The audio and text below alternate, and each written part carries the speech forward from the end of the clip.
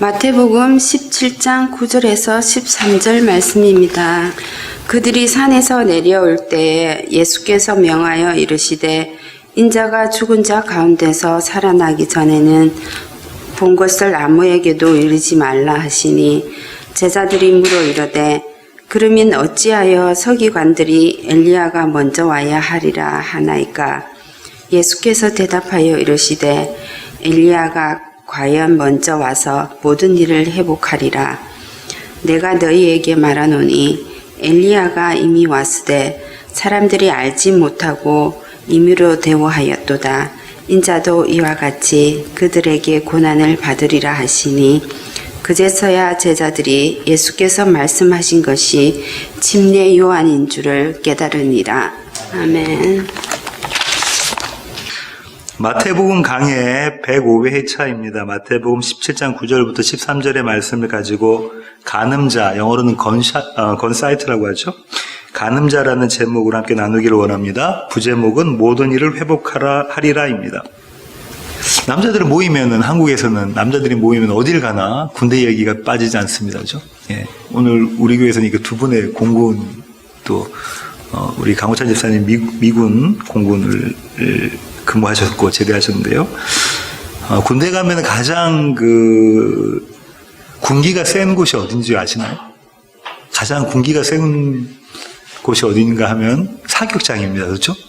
네, 사격장 군기는 가장 셉니다. 왜냐하면 자칫 잘못하면 큰 사고로, 인명사고로 이어지기 때문에 그렇습니다. 그래서 가기 전에 PRI라고 해서 막 훈련을 하고 정신을 없을 정도로 기합을 받고 그러고 사격장에 올라가는데 그래도 종종 가끔씩 이렇게 안전사고가 일어나서 다치기도 하고 그렇습니다. 사격의 요령은 이렇습니다. 총을 이렇게 딱 가지고 조준을 하죠. 조준한다는 건 표적을 간음자에다 표적을 맞추는 거죠. 이렇게 조준을 하고 난 다음에 호흡을 참습니다. 그 다음에 방아쇠를 당기죠. 격발이라고 하죠. 이 세 가지를 하면은 가운데에 딱 이렇게 표적에 맞추게 되어져 있습니다.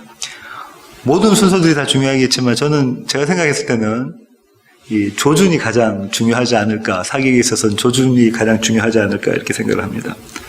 간음자라는 거는 원형처럼 생겼거든요. 총이 앞부분에 있어가지고 눈에서 바로 보이는 부분에 있고 원형처럼 생긴 것에 총 끝에, 총신의 끝부분이 아니면 조금 앞쪽 부분에 간음쇠라는 게 나와 있습니다. 그 두 개를 맞추는 거죠. 임의로 이 원 안에다가, 이 서클 안에다가 십자형을 만들어 놓고 그 위에 간음쇠를 올려놓고 표적을 거기에다 맞춥니다. 그리고 방아쇠를 당기는 거죠.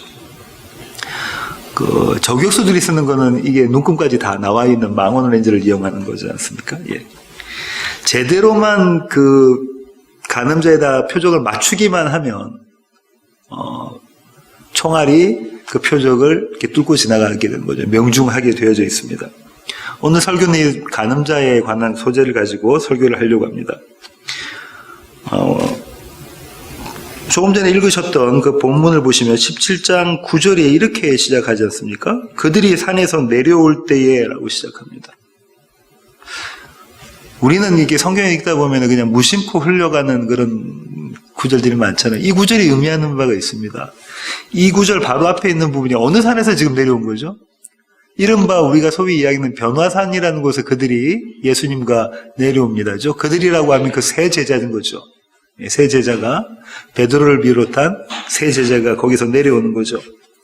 그럴 때 이 산에서 내려온다라는 이 구절의 의미 안에는 뭐가 담겨져 있냐면 출애굽 당시에 모세가 시내산에서 내려오는 그 그림이 여기 담겨져 있는 겁니다. 이 마태복음 1차 독자인 유대인들은 이 사실을 너무나 잘 알고 있었겠죠. 시내산의 배경을 한번 찾아보겠습니다. 출애굽기 32장입니다. 출애굽기 32장 7절부터 14절까지 7절부터 10절까지만 우선 먼저 읽어보겠습니다. 여호와께서 모세에게 이르시되 너는 내려가라. 내가 애굽 땅에서 인도하여 낸 내 백성이 부패하였도다. 그들이 내가 그들에게 명령한 길을 속히 떠나 자기를 위하여 송아지를 부어 만들고 그것을 예배하며 그것에게 제물을 드리며 말하기를 이스라엘아 이는 너희를 애굽 땅에서 인도하여 낸 너희 신이라 하였도다. 여호와께서 또 모세에게 이르되 내가 이 백성을 보니 목이 뻣뻣한 백성이로다. 교만한 백성이죠. 그런즉 내가 하는 대로 두라. 내가 그들에게 진노하여 그들을 진멸하고 너를 큰 나라가 되게 하리라. 모세가 하나님의 말씀을, 하나님의 계명을 받들고 시내산에 올라갑니다. 40주야를 거기 있었기 때문에 40일을 기다렸는데도 모세가 내려오지 않자 이스라엘 백성들이 모세 형 아론에게 이야기를 하죠. 우리를 인도해냈던 모세가 어디 갔는지 모르니까 네가 이 일로 어떻게 할래? 그러니까 모세가 아론이 아이디어를 내는 게 뭡니까? 너희들에 있는 금부치, 귀걸이 다 가지고 나와서 여호와를 만들자 우리가. 너희를 위하여 주님께서 말씀하시잖아요. 우리를 위하여 우리가 여호와를 만들자 하고 만든 것이 황금소입니다. 그 사건이 있었죠. 그 사건에 대한 이야기를 지금 여호와 하나님께서 모세에게 이야기해 주시는 겁니다. 그 이야기를 듣고 모세가 15절 보시면 모세가 돌이켜 산에서 내려오는데 라고 나와 있죠. 모세가 돌이켜 산에서 내려오는데. 이 얘기가 예수님과 예수님의 3명의 수제자들 3명이 그 산에서 변화산에서 내려오는 장면을 이야기하고 있는 겁니다. 그럼 어떤 이미지를 담고 있을까요? 오늘 본문이 이스라엘의 불순종이라는 것이 여호와 하나님을 알지 못하는 것이 이 안에 담겨져 있겠죠. 예, 그렇습니다. 오늘 본문을 보시면요. 오늘 본문은 17장 9절과 그 다음에 10절, 11, 12절, 13절 이렇게 구분해 볼 수가 있는데요. 9절에 먼저 예수님께서 제자들에게 당부를 하십니다. 뭐라고 당부하시냐면요. 9절 한번 제가 읽어볼게요. 예수께서 명하여 이르시되 인자가 죽은 자 가운데서 살아나기 전에는 부활하기 전에는 본 것을 아무에게도 이르지 말라 하시니 예수님의 당부의 내용이 무엇이냐면 너희가 본 이 사건, 변화산 사건을 아무에게도 말하지 말라라고 이야기하시죠. 언제까지요? 주님이 부활하실 때까지는 아무에게도 말하지 말라. 그들이 본 것이 뭡니까? 예수님이 영광 가운데 계시고 예수님 주위에 모세와 엘리야가 나타나서 그들도 영광 가운데 있으면서 그들이 이야기한 거죠. 그 이야기의 내용이 뭐라고 그랬죠? 예수님의 별세, 예수님의 사망에 관한 이야기라고 말씀을 지난 시간에 드렸습니다. 주님께서 이렇게 말씀하시는 것은 베드로와 그의 친구들, 그의 동료 제자들이 봤던 것이 실제라는 거죠. 헛것이 아니고 너희가 본 것이 실제다라고 지금 확인시켜주고 계시는 겁니다. 이 대목을 신학자들은 이렇게 생각을 하는데요. 아직 예수님께서 십자가에 달리실 때가 되지 않았기 때문에, 때가 이르지 않았기 때문에 그래서 주님께서 이렇게 말씀하신 것이다. 예, 맞습니다. 그런 거죠. 이 말씀 가운데 우리는 뭘 알 수 있냐면 제자들의 무지라는 걸 알 수 있죠. 제자들은 예수님의 때가 뭔지 하나님의 때가 뭔지, 카이로스의 때가 뭔지를 잘 모르고 있습니다. 왜냐하면 예수님의 사명을 모르고 있잖아요. 아직도 이들이 생각하는 것은 예수님께서 민족적인 메시아로 오셔서 이스라엘을 민족적으로 중흥시킬 것이라를 기대하고 있는 거잖아요. 이들은 아직 제자들은 무지하고 있고요. 예수님의 사명에 대해서, 하나님의 때에 대해서 무지하고 있죠. 그리고 만약에 제자들이 이런 걸 봤어라고 만약에 사람들에게 보는 사람마다 이야기했다면 어떻게 될까요? 온 이스라엘, 온 예루살렘이 소동이 일어나겠죠. 그 말이 맞니 틀리니 해서 예수님이 원래 계획하셨던 때가 막 이렇게 막 혼란스럽게 되는 거죠. 그래서 예수님은 제자들에게 당부를 하십니다. 너희가 내가 부활할 때까지, 내가 죽었다가 다시 살아날 때까지는, 나의 사명을 내가 성취할 때까지는 이 이야기를 하지 말아라. 이렇게 당부를 하시죠. 제자들은 그런 예수님의 당부에 엉뚱한 질문을 합니다. 10절 보실까요? 제자들이 물어 이르되 그러면 어찌하여 서기관들이 엘리야가 먼저 와야 하리라 하나이까? 앞에 문맥하고 이야기가 되나요? 매치가 됩니까? 이해가 되시나요? 그러면 하면 앞에 문맥을 끌고 온 겁니다. 그죠? 그러면 어째서 서기관들이 엘리야가 먼저 와야 한다고 그렇게 이야기합니까? 이 마태복음에 있는 내용 갖고는 이게 좀 해석이 좀 어렵거든요. 그래서 마가복음에 있는 구절을 좀 이용을 해보도록 하겠습니다. 마가복음 9장 9절부터 11절 한번 보시겠습니다. 마가복음 9장 9절부터 11절입니다. 똑같은 오늘의 에피소드를 다루고 있는 구절인데요. 마가의 시각에서 한번 보겠습니다. 그들이 산에서 내려올 때에 예수께서 경고하시되 인자가 죽은 자 가운데서 살아날 때까지는 본 것을 아무에게도 이르지 말라 하시니 그들이 이 말씀을 마음에 두며 마태는 기록하고 있지 않죠. 그들이 이 말씀을 마음에 두며 서로 문의하되 죽은 자 가운데서 살아나는 것이 무엇일까 하고 이에 예수께 묻자와 이르되 어찌하여 서기관들이 엘리야가 먼저 와야 하리라 하나이까. 서기관들을 인용해서 지금 제자들이 물어보는 게 뭡니까? 왜 어찌해서 엘리야가 메시아보다 먼저 와야 합니까? 라고 물어봤잖아요. 근데 그 물어본 이유를 마가는 기록하고 있어요. 왜 그렇죠? 죽은 자 가운데서 살아난다는 것이 도대체 무슨 말인가? 그것과 엘리야를 지금 매치를 시키고 있는 거죠. 엘리야와 선그림자로, 메시아의 선그림자로 오는 엘리야와 매치를 시키고 있는 겁니다.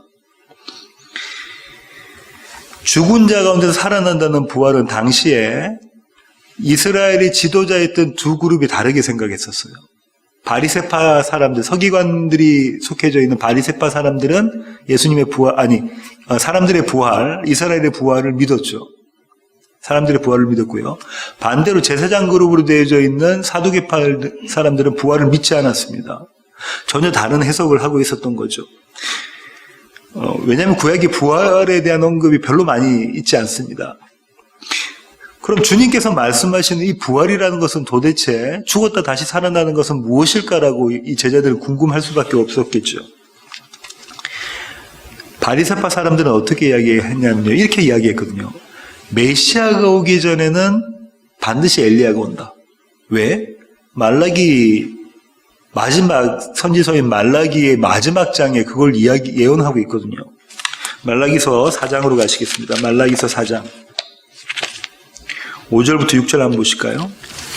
찾으셨으면 제가 한번 읽어보겠습니다. 보라, 여호와의 크고 두려운 날에 이르기 전에 내가 선지자 엘리야를 너희에게 보내리니 그가 아버지의 마음을 자녀에게로 돌이키게 하고 자녀들의 마음을 그들의 아버지에게로 돌이키게 하리라. 돌이키지 아니하면 두렵건대 내가 와서 저주로 그 땅을 칠까 하노라 하시니라. 이 말라기서의 예언이 되어져 있거든요. 뭐라고 하죠? 메시아 오기 전에 누가 온다고요? 엘리야가 온다. 선지자 엘리야가 다시 온다는 거죠. 엘리야 선지자는 어디로 올라갔나요? 하늘로 올라가는 그 선지자가 다시 올 것이다라고 예언이 되어져 있죠. 이 말라기서를 히브리어 원어로 보면 맨 마지막 단어가 뭐라고 그랬죠? 저주로 끝난다고 그랬죠? 저주. 그 저주 이 다음에 암흑기가 있고 난 다음에 마태복음에 복음이 예수님이 태어나시는 복음이 나오는 거거든요. 그러니까 지금 서기관과 바리새인들은 어떻게 예수님의 제자들에게 이야기했냐면 이렇게 이야기한 거죠. 봐라, 너희 선생님이 메시아라며 그리스도라며 그러면 지금 말라기 선지서가 예언하고 있는 것이 어떤 거냐면 메시아가 오기 전에는 반드시 엘리야가 온다고 했는데 엘리야가 오지 않았지 않느냐. 너희 선생은 메시아가 아니야 이렇게 이야기를 하고 있는 거죠. 너희 선생은 메시아가 아니야. 바리새인들은 그렇게 이스라엘 사람들에게 가르친 거죠. 저 예수 나사렛 총구석에 나와 있는 목수의 아들, 직업이 목수였던 예수, 저 예수는 메시아가 아니다라는 거죠. 왜요? 엘리야가 오지 않았기 때문에 그렇습니다. 그런데요, 그런 이야기를 들어오고 있던 이 세 명의 제자들이 누굴 봤습니까? 엘리야를 봤어요. 자기들 눈으로. 예수님과 같이 서 계시는 모세와 엘리야를 봤거든요. 그럼 이들 가운데 어떤 확신이 들었을까요? 우리의 선생님이신 예수님은 말라기서에서 예언했던 예수님은 그 엘리야가 나와 있기 때문에 메시아가 그리스도가 분명하구나를 확신했겠죠.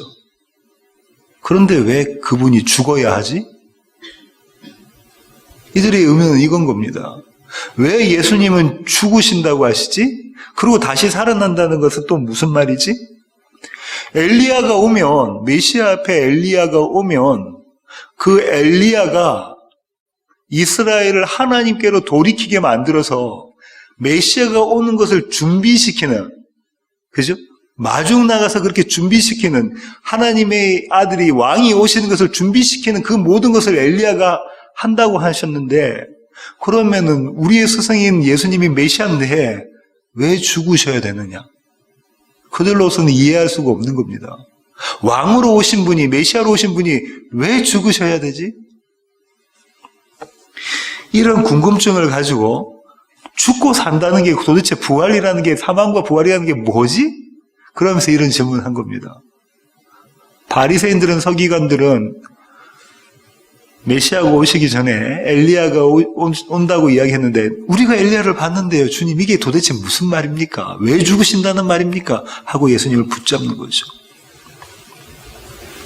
그들의 인간적인, 세상적인 지식으로는 예수님의 죽음이 이해가 되지 않습니다. 납득되지 않습니다. 왕은 죽으시면 안 되는 거였기 때문에 그렇죠. 그런 그들에게 예수님께서 대답을 해주시는데요. 오늘 본문 마태복음 17장 11절부터 12절 한번 보실까요? 예수께서 대답하여 이르시되 엘리야가 과연 먼저 와서 모든 일을 회복하리라. 내가 너희에게 말하노니 엘리야가 이미 왔으되 사람들이 알지 못하고 임의로 대우하였도다. 인자도 이와 같이 그들에게 고난을 받으리라 하시니, 이런 대답을 해주십니다. 예수님은 먼저 뭐라고 말씀하시냐면요, 그래, 서기관과 바리새인들이 주장하는 그 성경 구절, 그 예언이 맞다라는 거죠. 뭐라고요?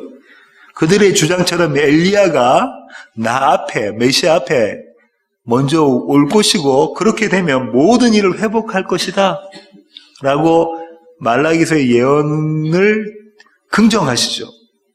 예, 인정하십니다. 그러고 난 다음에 뭐라고 하시냐면요, 그 예언은 그런데 있잖아, 이미 성취되었다라고 말씀하고 계시는 겁니다.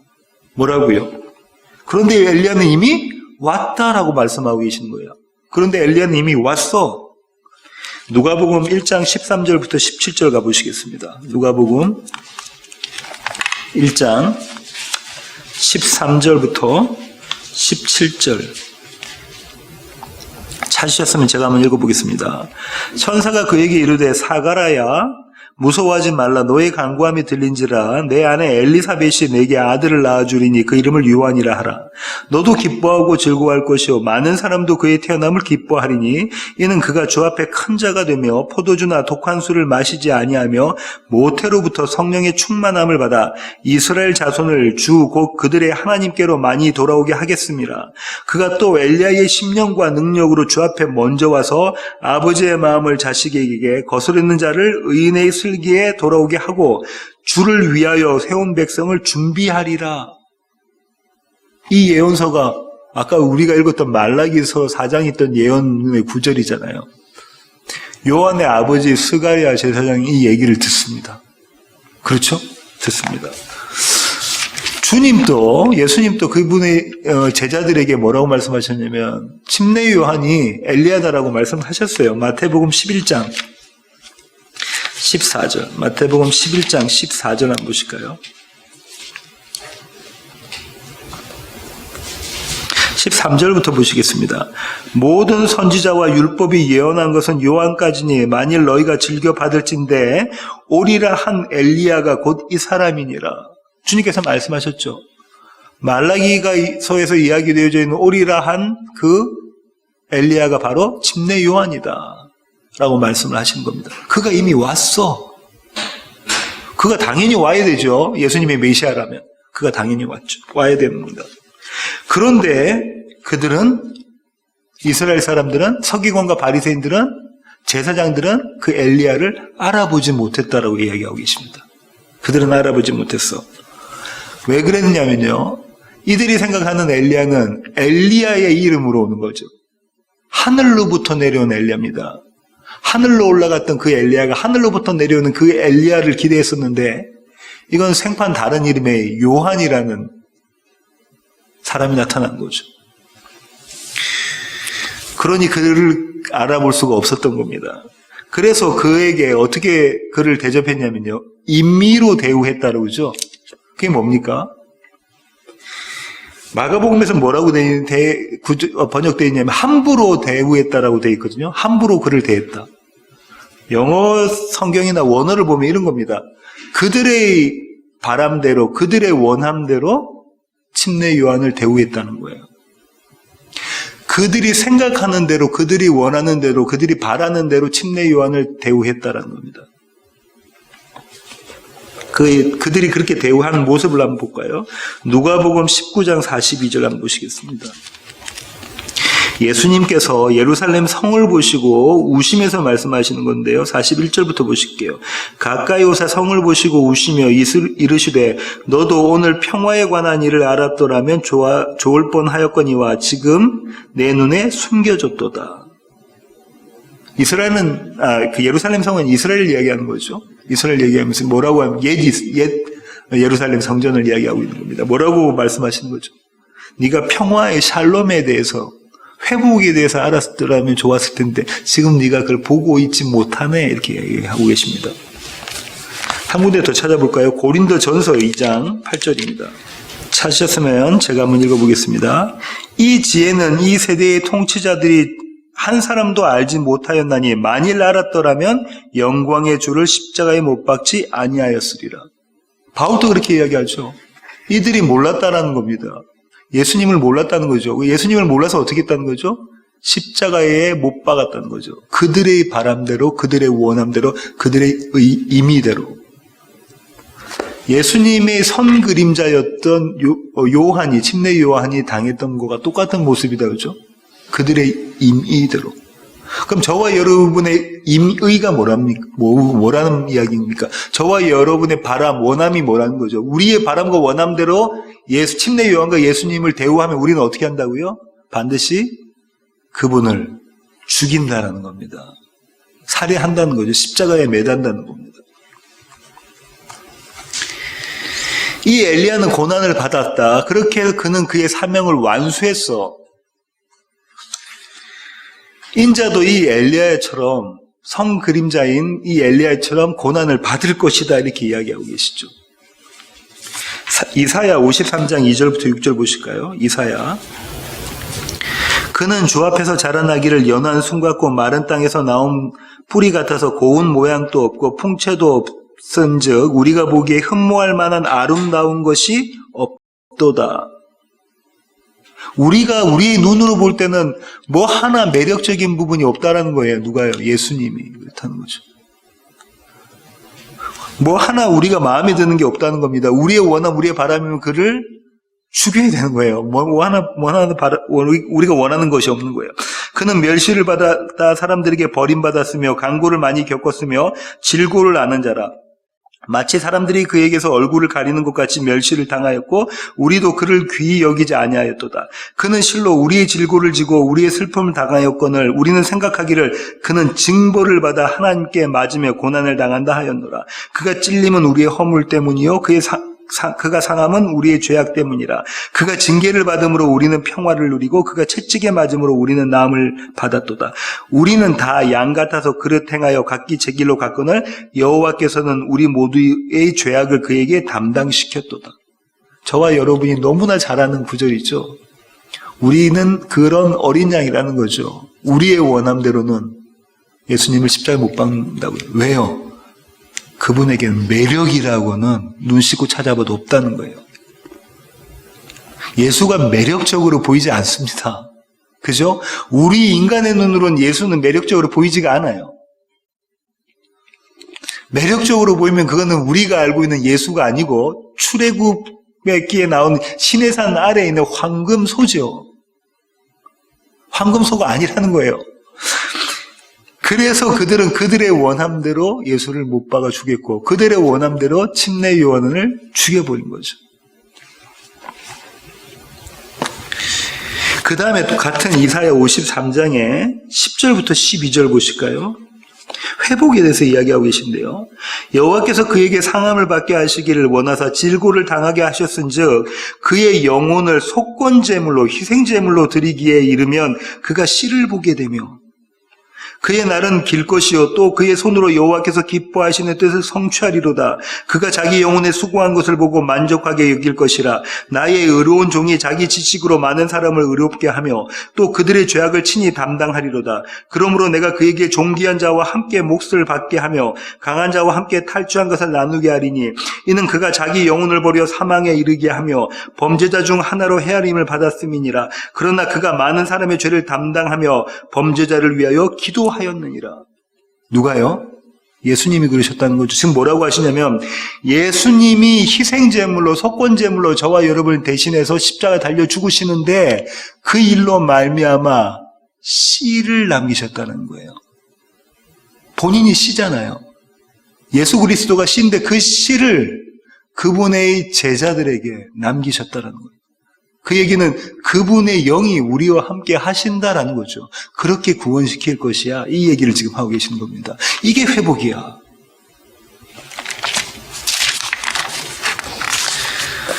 그렇게 예수님이 대답을 하시자 제자들이 이렇게 이야기합니다. 마태복음 17장 13절 오늘 본문의 마지막 구절인데요.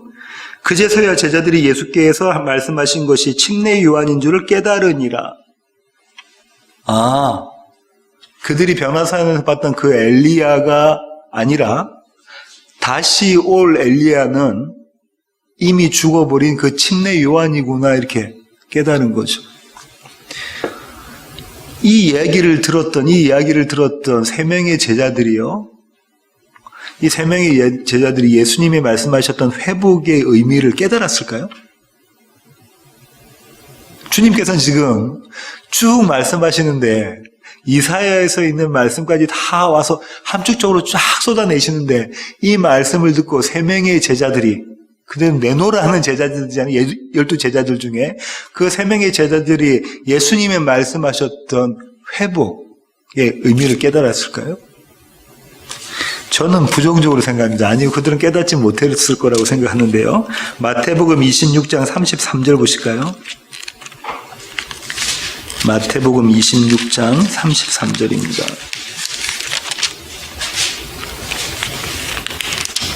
베드로가 대답하여 이르되 모두 주를 버릴지라도 나는 결코 버리지 않겠나이다. 베드로가 뭐라죠? 예수님이 붙잡혀 가셔가지고 사형받으신다고 그러는데 아니요. 모두 주를 버리고 도망칠지라도 나는 주님 곁에 있겠습니다. 내가 주님을 지켜내겠습니다라고 이야기하고 있잖아요. 예수님의 말씀하셨던 이사야가 예언했던 그 회복의 의미를 모르고 있는 거죠. 그렇습니다. 47절부터 마태복음 26장 47절부터 54절 보실까요?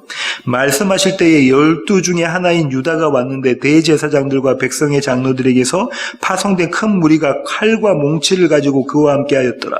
예수를 파는 자가 유다죠. 그들에게 군호를 짜 이르되 내가 입 맞추는 자가 그이니 그를 잡으라 한지라. 곧 예수께 나와 랍비여 안녕하시옵니까 하고 입을 맞추니 예수께서 이르시되 친구여 네가 무엇을 하려고 왔는지 행하라 하신대. 이에 그들이 나와 예수께 손을 대어 잡는지라. 예수와 함께 있던 자 중에 하나가 베드로입니다. 손을 펴 칼을 빼어 대제사장의 종을 쳐서 그 귀를 떨어뜨리니. 여전히 베드로가 지금 어떻게 하고 있습니까? 회복의 의미를 깨닫지 못하고 그의 열심과 그의 지혜로 메시아를 맞이하려고 하고 있죠. 어떤 이미지인 줄 아시겠습니까? 시내산 아래에서 그들의 지혜와 그들의 능력과 그들이 가진 것 전부를 바쳐서 황금 송아지를 만들어 놓고 이 황금 송아지가 우리를 애굽에서 구원해낸 여호와다 하라고 이야기하고 있는 모습인 겁니다. 이게 지금.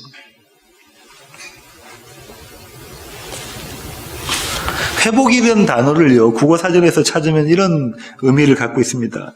원래의 좋은 상태로 되돌리거나 원래의 상태를 되찾음. 그죠? 원래의 상태로 되돌아가는 것. 그 좋은 상태로 되돌아가는 것이 회복이라는 거죠. 오늘 본문에 마태가 이야기하고 있는 회복이라는 동사의 시제와 마가가 이야기하고 있는 회복이라는 동사의 시제가 달라요. 마태는 미래형으로 이야기하고 있고요. 마가는 현재형으로 이야기하고 있습니다. 마태는 회복될 것이다라고 이야기하고 있고요. 마가는 회복되는 것으로 이야기하고 있습니다. 지금 회복된 상태를 이야기하고 있다. 왜 이들은 두 가지 다른 시제를 썼을까? 근데 이게 법으로는 똑같이 인디케이티브 직설법이거든요. 그건 성경에서 헬라어에서 직설법이라는 건 이런 겁니다. 확실성을 담보할 때 직설법을 씁니다.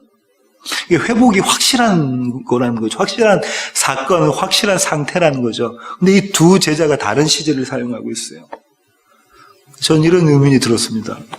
헬라어를 보니까요. 헬라어를 보면서 왜 마태와 마가는 다른 시제를 써서 회복이라고 표현했을까? 똑같은 사건을, 똑같은 엘리야가 와서 만물을 모든 일을 회복할 것이라는 표현을 왜 그렇게 썼을까? 또 한 가지는 이 복음서의 이 두 기자가 생각하는 회복이라는 것의 의미는 무엇일까? 이 두 가지 질문이 들었습니다. 이 질문에 대한 대답은 사도행전에서 찾을 수 있는데요. 사도행전 1장으로 가시겠습니다. 사도행전 1장 4절부터 8절 한번 보실까요? 사도행전 1장 4절부터 8절입니다.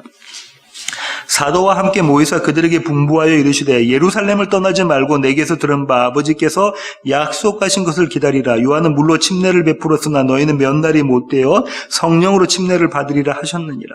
그들이 모였을 때에 예수께 여쭈어 이르되 주께서 이스라엘 나라를 회복하심이 이때이니까. 제자들이 여지껏 뭐라고 하죠?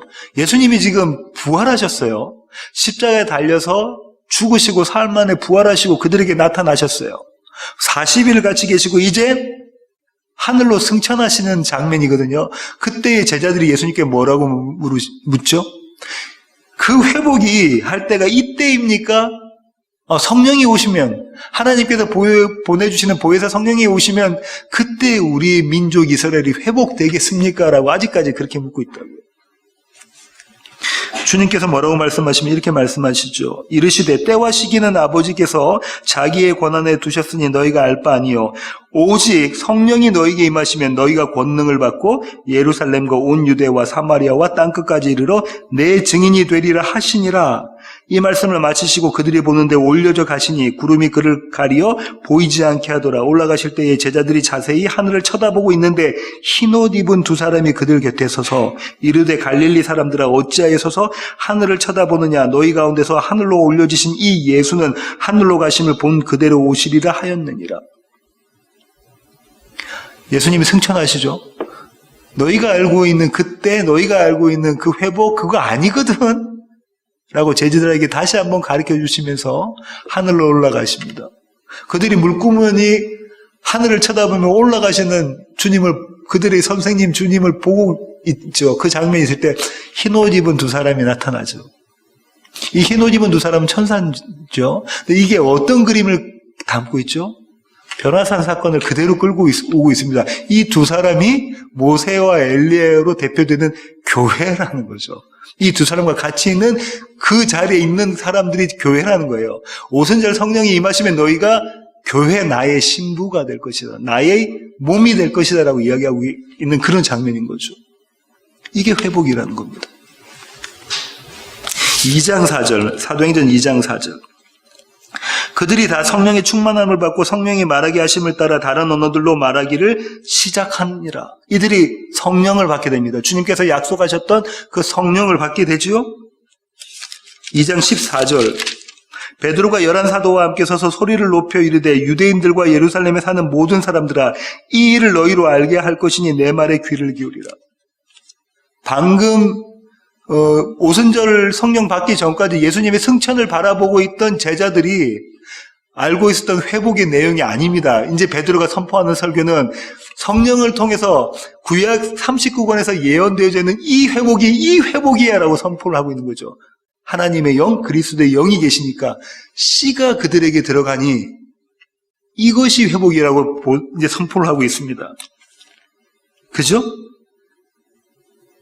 36절. 그런즉 이스라엘 온 집은 확실히 알지니 너희가 십자가에 못 박은 이 예수를 하나님이 주와 그리스도가 되게 하셨느니라 하니라. 그들이 이 말을 듣고 마음에 찔려 베드로와 다른 사도들에게 물어 이르되 형제들아 우리가 어찌할꼬 하거늘. 베드로가 이르되 너희가 회개하여 각각 예수 그리스도의 이름으로 침례를 받고 죄 사함을 받으라. 그리하면 성령의 선물을 받으리니. 주님께서 말씀하셨고 침례요한이 선포했던 복음이 뭐죠? 회개하라 천국이 가까웠다. 이 얘기를 누가 합니까?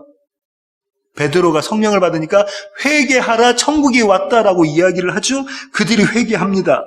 40절 너희가 이 패역한 세대에서 구원을 받으려 하니 그 말을 받은 사람들은 침례를 받으며 이날의 신도의 수가 3,000이나 더하더라. 3,000이나 더하더라. 오늘 베드로가 설교한 걸 보면 구약과 현재와 미래를 왔다 갔다 하죠. 그렇지 않습니까? 구약에 이랬었어. 근데 이래. 지금은 이래. 앞으로는 이럴 것이야. 이 얘기를 왔다 갔다 하고 있습니다. 회복이라는 것이 시차를 두지 않고 뭔가 성경에서 지금 설명되고 있는 걸 베드로가 이야기하고 있는 거죠. 마태와 마가가 다른 시제의 회복을 이야기한 것은 이 베드로의 설교가 그 내용을 담고 있는 겁니다. 과거의 예언이, 회복에 관한 과거의 예언이 성취되어졌고, 오늘 성취되어졌고, 앞으로 성취될 것이다라고 이야기하고 있는 거죠. 완성될 것이다라고 이야기하고 있는 겁니다. 이런 것과 같습니다. 제가 아침에, 설교 처음에 사격에 관한 말씀을 드렸잖아요. 사격. 그럼 총을 가지고 조준을 해서 방아쇠를 당겼습니다. 격발했어요. 그럼 총알이 튀어나가죠. 날아갑니다. 표적을 향해 날아가서 표적을 탁 맞추게 돼 있죠. 표적의 입장에서는 총알이 날아 들어와서 맞는 거죠. 그죠? 그런데 만약에 표적을 이 땅의 종말이라고, 이 세상의 종말이라고, 완성이라고 생각하고 날아가는 총알을 역사라고 한번 생각해 봅시다. 이 역사는 이 땅의 역사일 수도 있지만 저와 여러분의 삶, 인생, 그 우리의 역사일 수도 있죠. 나의 역사라고 생각해 보시면 날아가는 총알의 입장에 있으면 날아가는 총알이 가만히 있는 상태라고 생각해 보세요. 그럼 표적이 총알에게 날아와서 박히는 거죠. 맞습니까? 우리가 표적의 입장에서 보면 총알이 팡 튕겨져 나가서 총에서부터 튕겨져 나가서 표적을 맞추는 거잖아요. 근데 만약에 총알의 입장에서 생각해 보면 갑자기 표적이 내 앞으로 달려와서 총알을 맞추는 겁니다. 그 얘기는 무슨 말이냐면 완성이라는 것이 오늘 내 삶 가운데 침투해 들어와서 나를 맞춰버리는 거예요. 오늘 회복을 경험한 자들은, 과거의 예언된 회복을 오늘 경험한 자들은 미래의 회복이 나에게 이미 와 있다는 거예요. 조금 어려운데 이해가 되십니까? 과거에 예언되기 전 성경의 인물들이 경험했던 회복을 경험한 자들은, 오늘 그걸 경험했던 자들은 미래에 완성된 이 세상의 종말의 회복이 이미 나에게 와 있다는 거예요. 그죠? 그 얘기를 이 두 복음서 기자들이 마태와 마가가 다른 시제를 표현하면서 설명해내고 있습니다.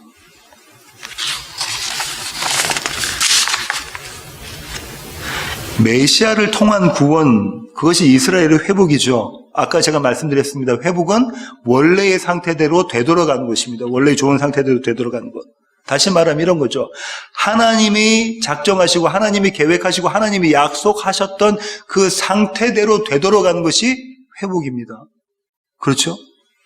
그러면 그 원래의 상태는 뭡니까? 창조주와 그분이 만드신 피조물의 상태입니다. 그렇죠? 나라의 왕 되시는 군주와 그분의 백성의 상태죠. 아버지와 그의 아들의 상태입니다. 신랑과 신부의 상태입니다. 성경은 이렇게들 이야기하고 있죠. 하나님과 예수 그리스도와 교회의 상태를 이 관계들 이렇게 설명하고 있는데 이 관계들이 회복되어지는 것이다라고 이야기하고 있습니다. 이것이 성경이 말하는 회복입니다. 첫 번째 시제에 관한 질문은 해결이 됐고요. 두 번째, 마태와 마가가 생각했던 회복이라는 것을 조금 더 생각해 보면 어떤 의미일까라는 걸 좀 더 생각해 보면 이렇습니다. 이 회복은 어떻게 일어나냐면요. 그분의 희생, 그분의 죽음으로 일어나죠.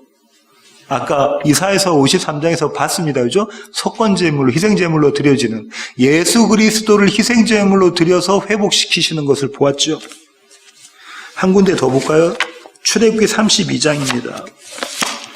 출애굽기 32장 10절부터 14절.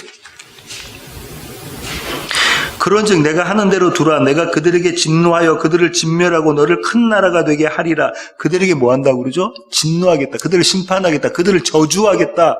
그러니까 모세가 이릅니다. 모세가 그의 하나님 여호와께 구하여 이르되 여호와여 어찌하여 그 큰 권능과 강한 손으로 애굽 땅에서 인도하여 내신 주의 백성에게 진노하시나이까. 어찌하여 애굽 사람들이 이르기를 여호와가 자기의 백성을 산에서 죽이고 지면에서 진멸하려는 악한 의도로 인도해 내었다고 말하게 하시려 하나이까. 주의 맹렬한 노를 그치시고 뜻을 돌이키사 주의 백성에게 이 화를 내리지 마옵소서. 주의 종 아브라함과 이삭과 이스라엘을 기억하소서. 14절 여호와께서 뜻을 돌이키사 말씀하신 화를 그 백성에게 내리지 아니하시니라. 지금 모세가 누구의 역할을 하고 있습니까? 예수 그리스도의 역할을 하고 있죠. 주여 그리 마옵소서. 그러면서 이 하나님의 뜻을 돌이키는 장면이에요. 이 하나님이 작정하셨던 것을 이랬다 저랬다 하신다는 얘기가 아니고요. 예수 그리스도를 통해서 내가 내 백성을 구원시키리라. 내가 너와 회복하리라는 말씀을 지금 주고 계시는 거죠. 모형으로. 예수님, 속건제물 대신 희생제물 대신 예수님을 통해서 저와 여러분 회복되어졌습니다. 그 내용을 조금 더 설명해 보면 이렇습니다. 출애굽기 32장 25절입니다. 같은 장 25절. 모세가 본즉 백성이 방자하니 26절. 이에 모세가 진문에 서서 이르되 누구든지 여호와의 편에 있는 자는 내게로 나오라 하매 레위 자손이 다 모여 그에게로 가는지라. 모세가 그들에게 이르되 이스라엘 하나님 여호와께서 이렇게 말씀하시길 너희는 각각 허리에 칼을 차고 진 이문에서 저문까지 왕래하며 각 사람이 그 형제를 각 사람이 자기 친구를 각 사람이 자기의 이웃을 죽이라 하셨느니라. 레위 자손이 모세의 말대로 행하매 이날에 백성 중에 3,000명가량이 죽임을 당하니라. 모세가 이르되 각 사람이 자기의 아들과 자기의 형제를 쳤으니 오늘 여호와께 헌신하게 되었느니라. 그가 오늘 너에게 복을 내리시리라. 모세가 대제사장의 역할을 하고 중보자의 역할을 하고 속건제물 희생제물의 역할을 하고 주님 당신의 백성을 저주하고 그들을 심판하지 마십시오라고 중보기도를 하죠. 그러고 난 다음에 모세가 바로 했던 얘기가 뭐냐면요. 그 백성의 교만한 방자함을 보고 하나님 편에 설 자는 나오라 하니까 택함 받은 레위 지파 사람들이 다 나오죠. 그들에게 어떤 명령을 줍니까?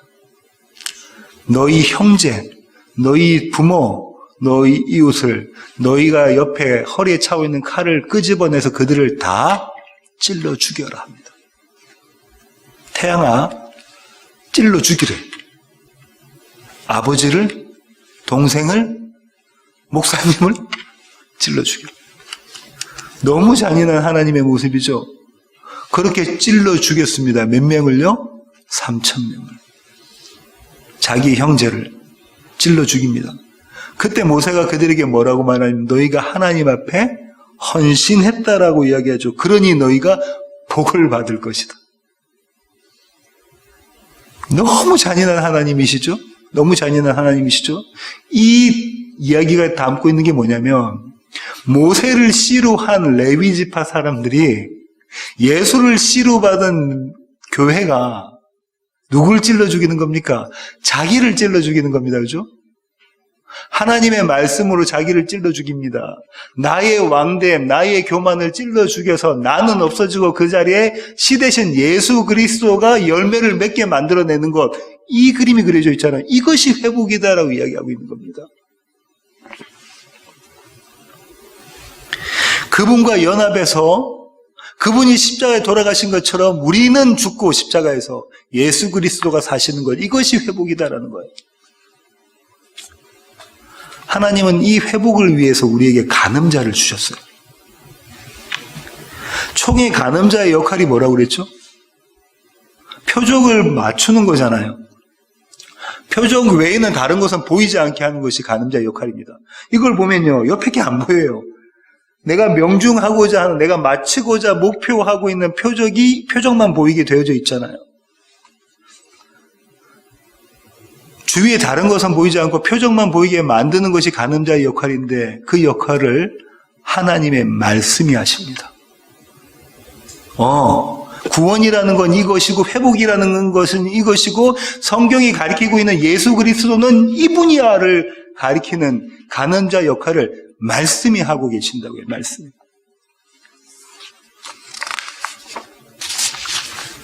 설교를 맺겠습니다. 오늘은 이 간음자를 통해서 회복을 경험한 한 남자의 이야기를 들려드리고 싶은데요. 사도행전 6장으로 가시겠습니다. 사도행전 6장 3절 한번 보실까요? 형제들아 너희 가운데서 성령과 지혜가 충만하여 칭찬받는 사람 7을 택하라.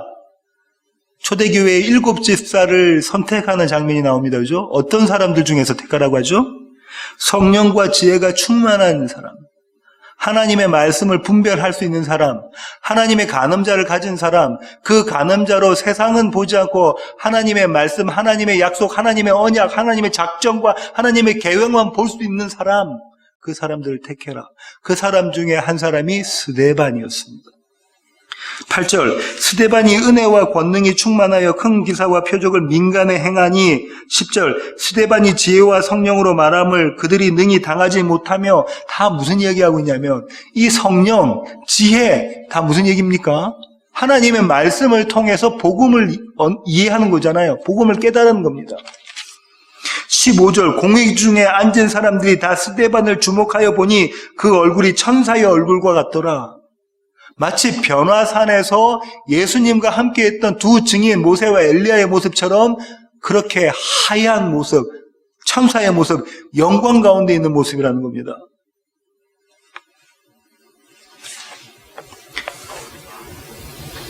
태양아, 강호찬 집사님의 얼굴이 천사의 모습처럼 보이니? 우리 모두의 모습은 우리 눈에는 보이지 않지만 하나님의 말씀이 씨가 우리 가운데 있으면 어때? 천사의 모습인 거죠. 변화산의 모습입니다. 영광 중에 있는 모습인 겁니다. 그죠? 7장 2절 스데반이 이르되 여러분 부형들이여 들으소서 우리 조상 아브라함이 하란에 있기 전 메소포타미아에 있을 때 영광의 하나님이 그에게 보여. 지금 스데반이 누구 얘기를 하고 있습니까? 아브라함 이야기하고 있죠. 좀 내려오면 요셉 이야기 하거든요. 또 지나면 37절 보세요. 이스라엘 자손에 대하여 하나님이 너희 형제 가운데서 나와 같은 선지자를 세우리라 하던 자가 곧 이 모세라. 그런데 너희가 광야교회에 있는 이스라엘 백성들이 너희 조상들이 이 모세의 말씀에 불순종했다. 불복종했다. 우리를 인도할 신들을 우리를 위해 만들라고 했다. 40절. 41절 그때 그들이 송아지를 만들어 그 우상 앞에 제사하며 자기 손으로 만든 것을 기뻐하더니 47절 솔로몬이나 다윗이 나오고 솔로몬이 나옵니다. 솔로몬이 그를 위하여 집을 지었느니라. 하나님을 위하여. 그러나 지극히 높으신 이는 손으로 지은 곳에 계시지 아니하시나니 하나님이 뭐라고 말씀하시죠? 내가 너희가 만든 그 집, 손으로 만든 그 집에 내가 들어가겠니? 이 세상 모든 것이 내가 만든 거 아니니? 그런데 이스라엘은 지금 어떻게 하고 있다는 거죠? 그들이 손으로 만들었던 그 예루살렘 성전을 붙잡고 화려한 예루살렘 성전, 금으로 도배되어져 있는 그 예루살렘 성전을 붙잡고 뭐라고 한다는 거예요? 여호와 하나님이라고 한다는 거예요. 황금 송아지를 붙잡고 여호와 하나님이라고 하는 것처럼 그들에게 의가 되는 그것, 그 얘기를 스데반이 쭉 하고 있습니다.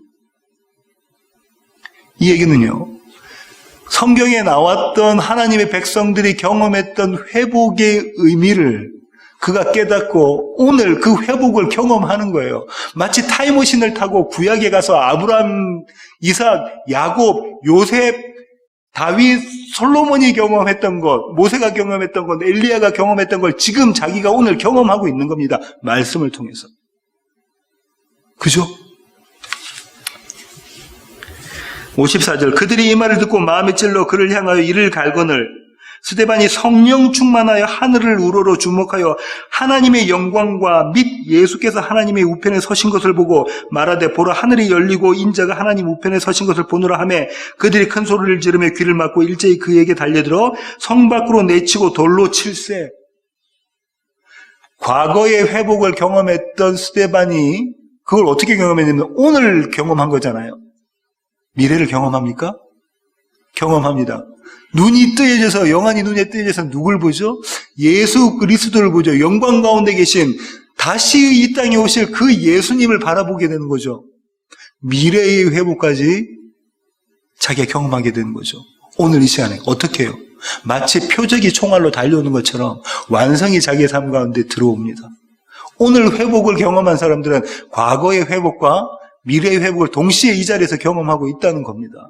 잠깐 문득 찰나 그죠? 그들이 돌로 스데반을 치니 주 예수여 내 영혼을 받으시옵소서 하고 무릎을 꿇고 크게 불러 이르되 주여 이 죄를 그들에게 돌리지 마옵소서 이 말을 하고 자니라. 누가 했던 말씀이시죠?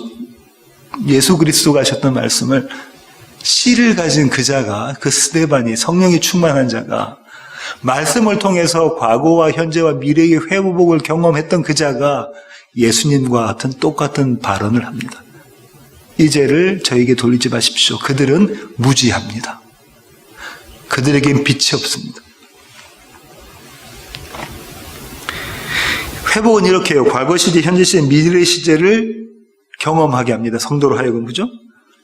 회복이 예언됐던 그 예언이 오늘 이 시간에 성취가 되어지고 앞으로 완성될 것을 매일매일 삶 가운데 경험하게 된다. 이 회복이 없으면요, 매일매일 삶 가운데 말씀으로 일어나는 이 회복이 없으면 죄송하지만 이 세상이 마감하는 그날의 회복이 없습니다. 왜요? 총알이 다른 표적을 향해서 달려가고 있거든요. 다른 표적이 그 총알에 저와 그 삶 가운데 달려오고 있거든요. 그런데 만약에요, 우리가 오늘 이 회복을 경험하고 있다면 마침내 완성될 그 표적이 오늘 우리 삶 가운데 침투해 들어옵니다. 달려 들어와서 오늘 우리가 그걸 경험한다는 거예요. 24시간 종일 내도록 그렇다는 게 아니고요. 문득 그걸 경험하게 된다는 거죠. 사랑할 수 없는데 사랑하게 되거나, 미워할 수밖에 없는데 미워하지 않고 사랑하게 된다거나, 용서할 수 없는 상황 가운데 용서하게 된다거나, 내가 정말 죄인 중에 괴수다라는 것을 철저하게 인식하게 된다거나, 그렇게 회복을 경험하게 되죠. 성도가 경험하는, 교회가 경험하는 회복은 이런 겁니다. 우리의 역사의 가늠자 되시는, 우리의 역사라는 건 저와 여러분의 삶, 인생이죠. 80까지 살지, 100살까지 살지, 아니면 그보다 더 많이, 그보다 더 작게 살지 모르겠지만, 우리의 삶 가운데 가늠자 되신 하나님의 말씀이 우리 가운데 계시면 우리를 그 회복의 자리로 끌고 가십니다. 매일매일 끌고 가시고요. 마침내 타겟을 맞추시는 그 일을 우리 가운데 해내십니다. 그 회복을 경험하시는 세워지는 교회 모든 교회 가족 되기를 원합니다. 메리 크리스마스입니다. 주님 감사합니다. 하나님, 우리는 매일매일 하나님의 말씀을 가지고 그 말씀을 가늠자로 해서 세상이 아니라 하나님의 약속을 바라보기를 원합니다. 그래서 주님께서 말씀하셨던 그 회복이, 스데반이 경험했고 베드로가 경험했던 그 회복이 매일매일 우리 삶 가운데 일어나기를 소원합니다. 그래서 마침내 영광 가운데 임재하실 예수 그리스도와 함께하는 우리 모두가 되기를 원합니다. 하나님, 이 일을 위하여 우리를 붙잡아 주시옵소서. 우리와 함께하여 주시옵소서. 임마누엘이 되어 주시옵소서. 이제는 우리 주 예수 그리스도의 놀라우신 구원의 은혜와 하늘 아버지의 크고 극진하신 사랑과 우리 안에 함께하셔서 우리의 회복을 책임져 주시는 성령님의 충만하심이 이제 주님 앞에 머리 숙인 세워지는 교회의 모든 지체들 머리 위에 이제로부터 영원토록 함께 하시기를 예수 그리스도의 귀하신 이름으로 간절히 축원하옵나이다. 아멘.